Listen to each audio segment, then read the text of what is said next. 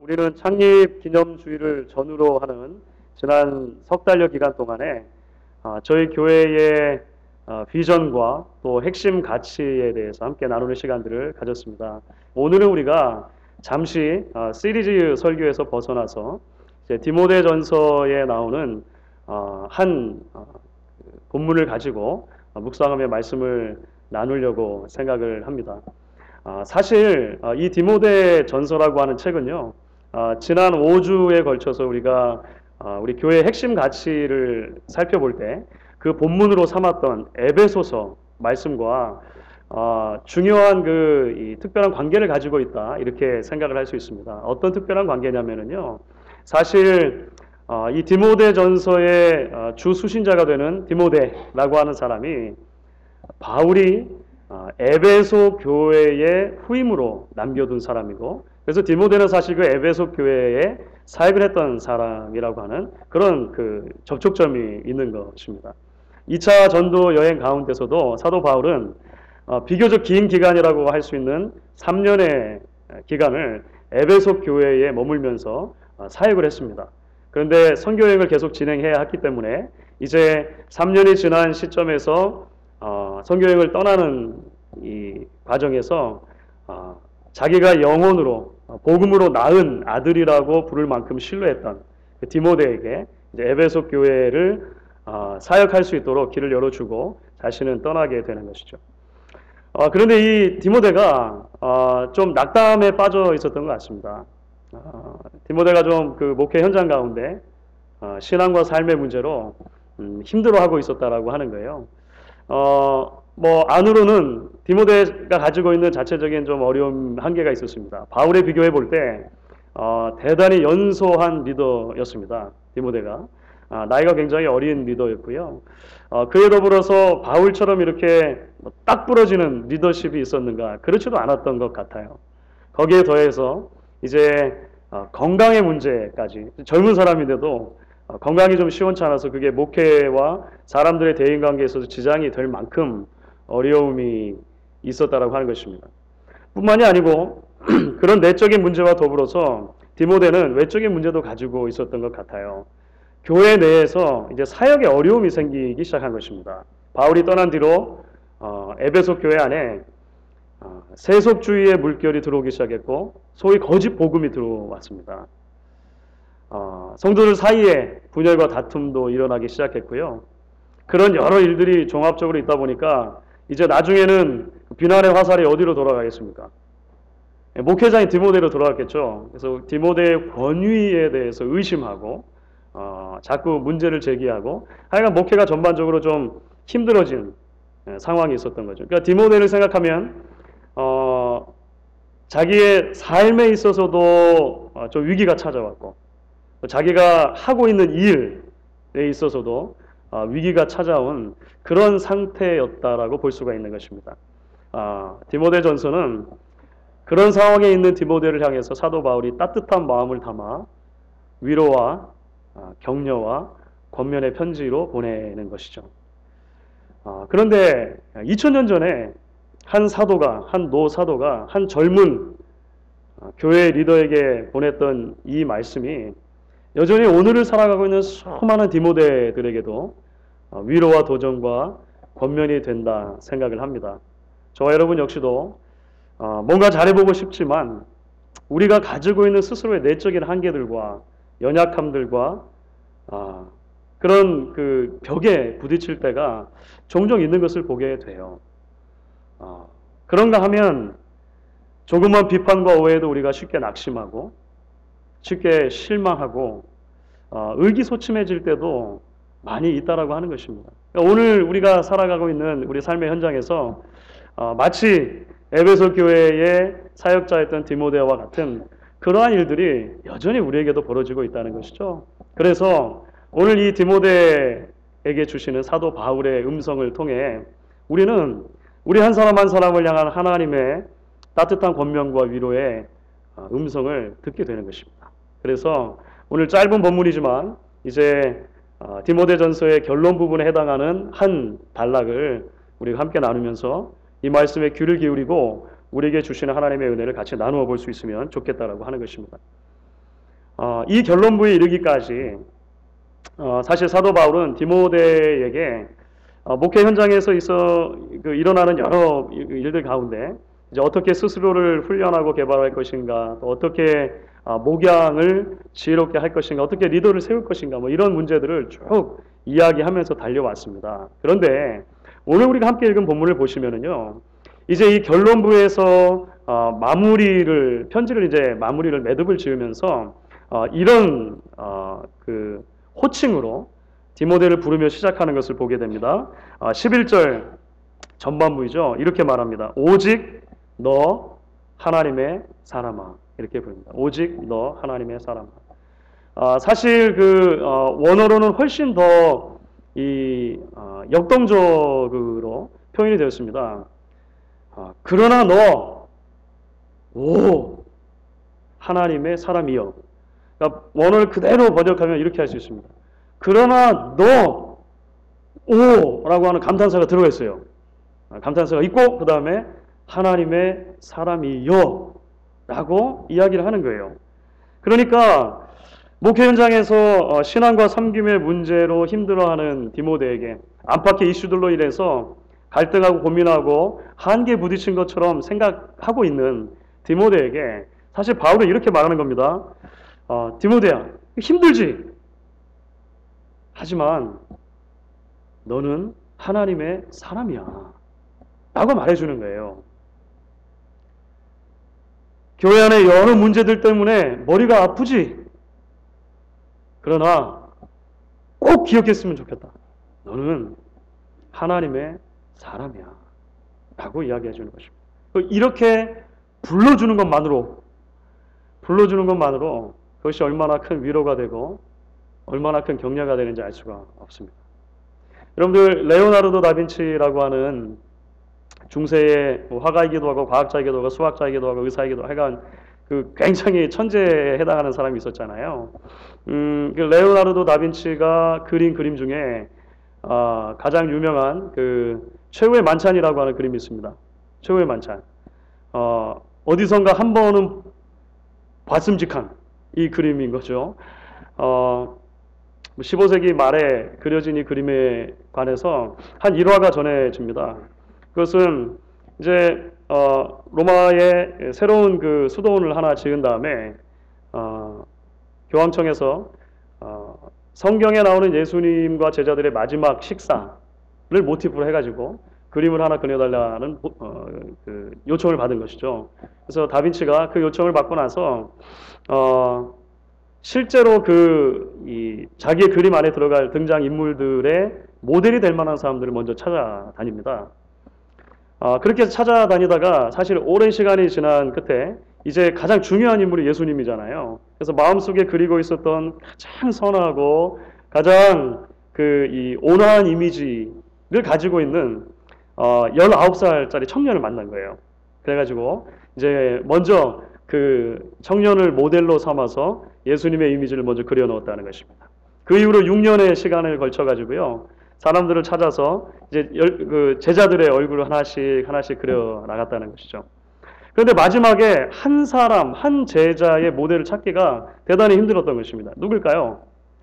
가룟 유다입니다. 가룟 유다의 모델을 찾기가 힘들었다는 거예요. 그래서 고민하고 있는데 로마 시장이 이렇게 말을 하더라는 거죠. 아니 뭐 그런 거 가지고 고민하는가. 로마 감옥에 가면 무수히 많은 흉악한 사람들이 있는데 그 중에서 제일 흉악한 얼굴 사람을 찾아가지고 모델로 하면 되지 않겠느냐. 듣고 보니까 그럴듯하거든요. 그래서 실제로 가가지고 그 중에서 가장 흉악해 보이는 사람이 있지 않습니까? 흉악한 살인을 하고 이제 사형을 기다리고 있는 사형수를 찾아서 모델로 해서 가룟 유다 얼굴을 마무리했다는 거예요. 이제 그림이 다 맞춰졌으니까 모델을 집으로 집이 아니죠. 감옥으로 다시 돌아가라고 하는데 이 사람이 다빈치 앞에 무릎을 갑자기 꿇더라는 겁니다. 그리고는 말하는 거죠. 선생님, 혹시 저를 이전에 만나신 적 없으십니까? 아니, 내가 당신 같은 살인자를 어디서 만났겠습니까? 근데 이 사람이 말하는 것입니다.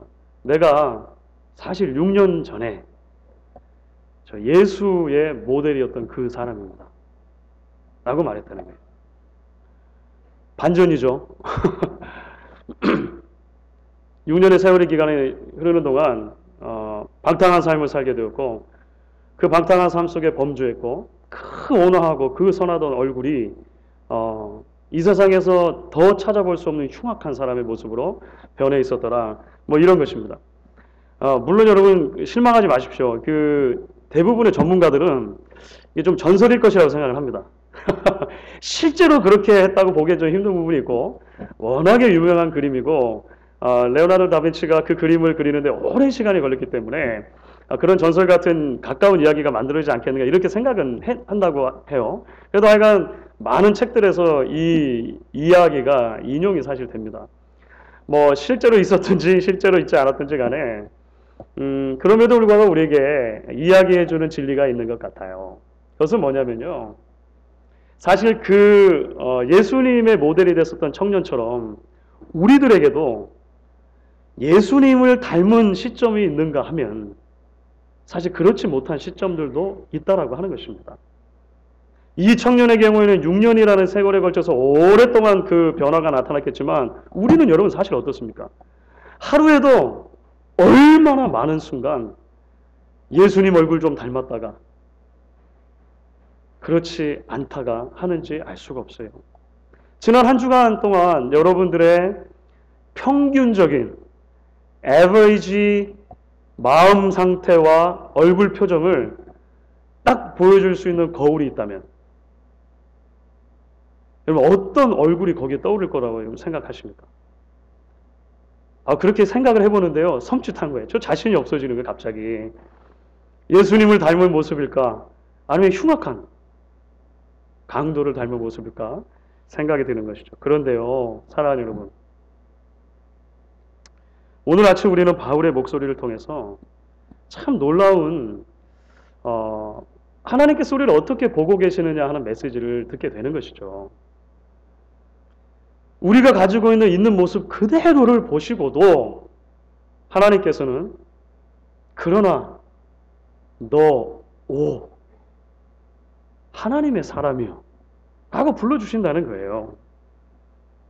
내가 가지고 있는 지금 현재 형편과 처한 상황, 나의 한계와 연약함과 나의 모든 벽들을 보시고도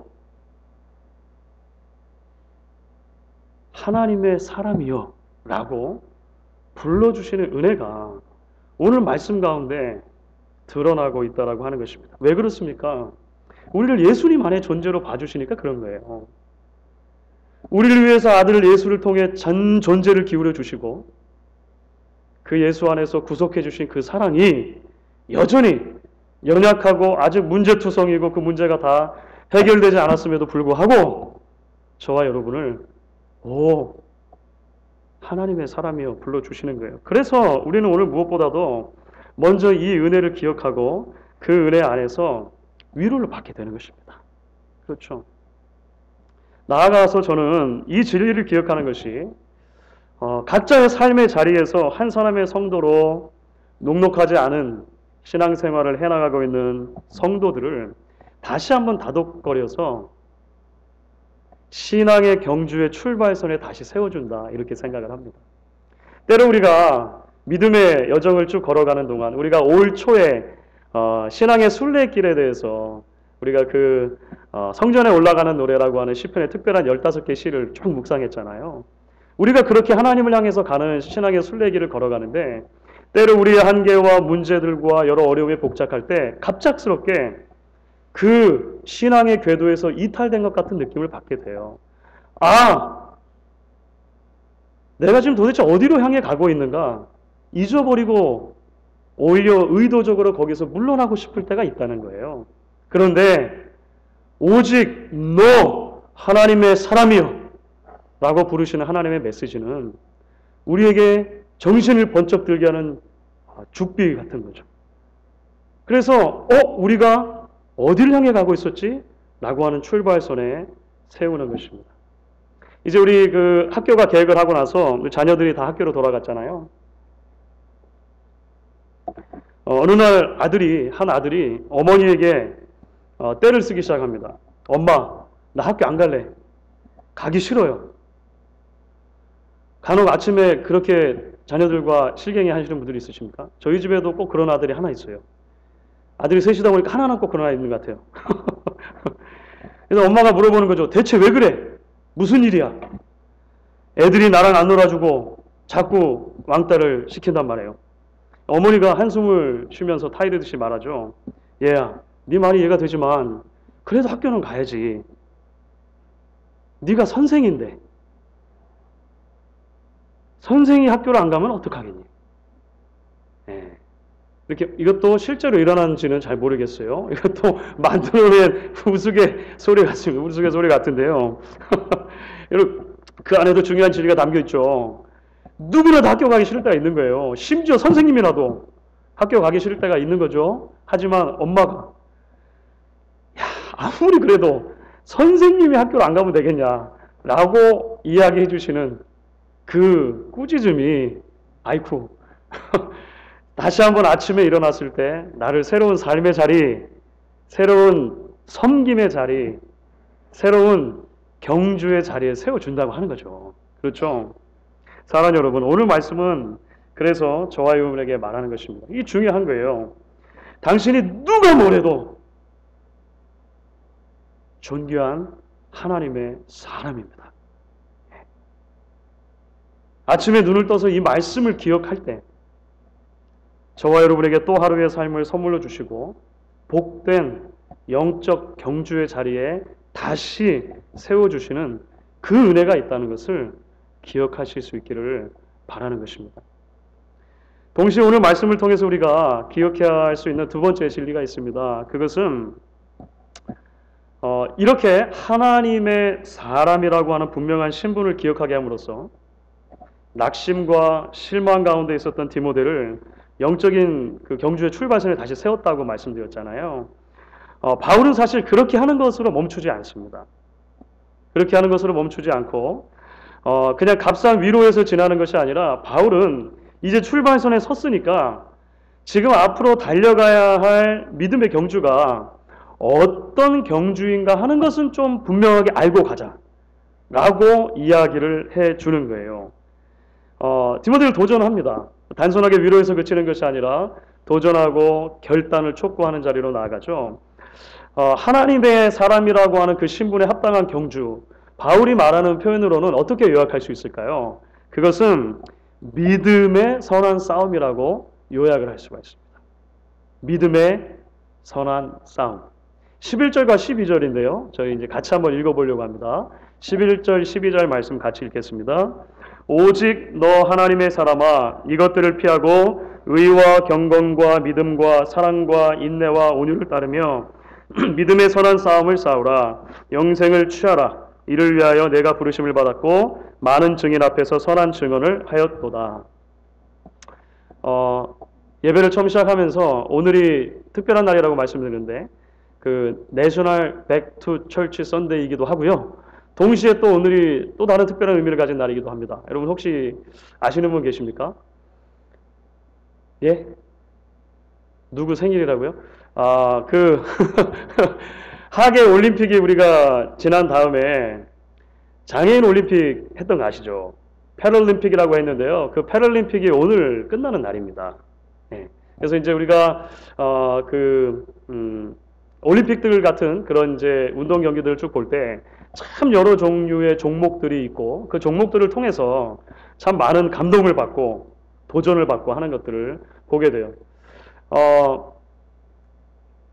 모든 선수에게는 각각의 종목을 출전할 수 있는 자격이 주어져 있습니다. 물론 한 선수가 여러 종목에 출전하는 경우도 있습니다. 그렇죠. 잘하면 뭐 100m도 뛰고 200m도 400m 뛰고 할 수 있는 거예요. 그런데 지금 현재 어떤 한 선수가 출발선상에 서 있다면 그 선수는 분명히 하나의 운동 경기를 위해서 지금 출발선상에 서 있는 것입니다.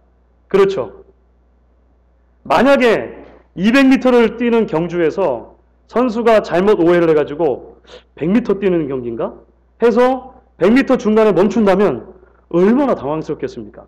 그런데 아직도 놀랍게도 인류 역사에서, 제가 아는 한 올림픽 역사에서 그런 일은 일어나지 않았습니다. 다 100m 뛰는 선수들은 100m 그 선에서 뛰는 것이고 200m 뛰는 것이고 각각의 종목의 그 출발선에서 각각의 종목을 향해 출발하는 거예요. 그런데 여러분 아십니까? 신앙에 있어서는 가끔 그렇지 않은 일도 일어납니다. 하나님께서 우리에게 분명히 주신 신앙의 경주의 종목이 있는데 자꾸만 그 종목을 혼돈할 때가 있다라고 하는 거예요. 너 하나님의 사람아 불러주심으로 우리를 믿음의 경주의 출발선상에 세우셨다는 거예요. 그런데 자칫 잘못하면 우리는요, 내가 정말 싸워야 되는 싸움이 뭐지? 내가 지금 뛰어야 하는 이 경주가 뭐지라고 하는 것을 다른 것과 바꿔치기 할 수 있는 가능성이 우리 안에 있다는 거예요. 말씀드렸던 것처럼 디모데는요, 여러 어려움의 상황 가운데 있었습니다. 연소함의 문제도 있고요, 우유부단한 성격의 문제도 있고요, 건강이 시원찮은 문제도 있었어요. 개인적인 문제이죠. 거기에 대해서 외적인 많은 문제들이 있었다고 말씀드렸습니다. 교회 안에 잘못된 가르침이 들어왔고 성도들 안에 분란이 있기도 했고 결국 그 모든 것들이 디모데의 지도자로서의 권위에 도전하는 그런 여러 일들이 있었다라고 하는 거예요.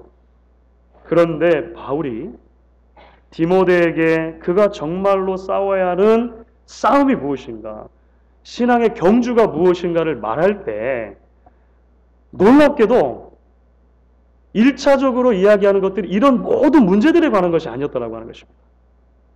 그렇죠?